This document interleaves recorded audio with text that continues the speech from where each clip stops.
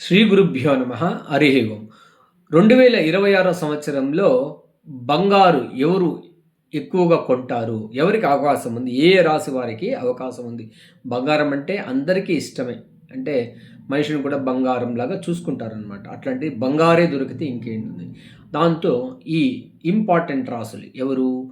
మిథునము, తుల, ధనస్సు, ఈ రాసులకు చాలా మంచి అవకాశం. కుంభరాశికి కూడా మంచి అవకాశం. బంగారం తీసుకురావడానికి, కొనుక్కోవడానికి చాలా అవకాశం ఉందన్నమాట. అదేవిధంగా జూన్ 2026 తర్వాత కర్కాటకం, వృశ్చికం, అదేవిధంగా మకరం, మీనం కూడా బ్రహ్మాండంగా ఈ బంగారు కొనే అవకాశం ఎక్కువ ఉంటుందన్నమాట.